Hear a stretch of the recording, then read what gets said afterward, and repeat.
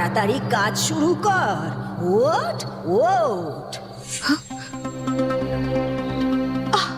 আবার সেই স্বপ্ন। আমি রোজ এই এক স্বপ্ন কেন দেখি? এই স্বপ্নের পিছনে কি কোনো রহস্য আছে? রাজকন্যার এই স্বপ্নকে রাজা, রানী, রাজজ্যোতিষী কেউই গুরুত্ব দেন না। একদিন রাতে রাজকুমারী বিছানায় শুতে যাবেন। কি এই যে সূচ? এই কি আছিস? কি হয়েছে রাজকুমারী, কি হয়েছে? এই দেখ, আমার বিছানায় সোনার সূচ। সে কি? বিছানা খুঁজে দেখ দেখি আর কোনো সূচ আছে কিনা। দাসীরা খুঁজতে গিয়ে দেখে সেখানে অনেক সোনার আর রূপোর সূঁচ রয়েছে। সেই খবর পেয়ে রাজা আর রাজজ্যোতিষী দৌড়ে আসেন। কি এত ছুঁচ এখানে কি করে এলো দাসী? জানি না মহারাজ।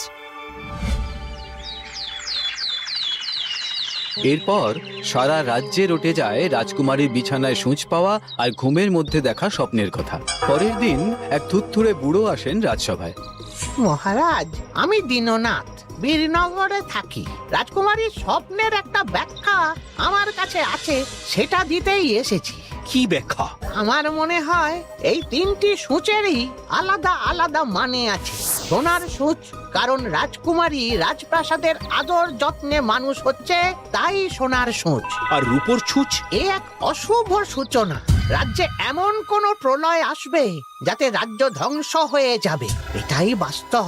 সেদিনও অবশ্য রাজকন্যার কিছুটা সচ্ছল অবস্থা থাকবে। আর লোহার ছুঁচ? সে বড়ই ভয়ঙ্কর। এতে বোঝা যাচ্ছে রাজকন্যাকে নিজের হাতে কাজ করে খেতে হবে মহারাজ। আমার কন্যা সে সাধারণ মানুষের মতো কাজ করে খাবে? এও হয় নাকি? কিন্তু মহারাজ, এই স্বপ্নের এই অর্থ। তা এর থেকে পরিত্রাণের উপায়? সেসব আমার জানা নেই মহারাজ। আমি এবার চলি। হে, হতে পারে না। কার্য থাকলে কারণ থাকবেই, আর আমাকে সেই কারণ জানতেই হবে।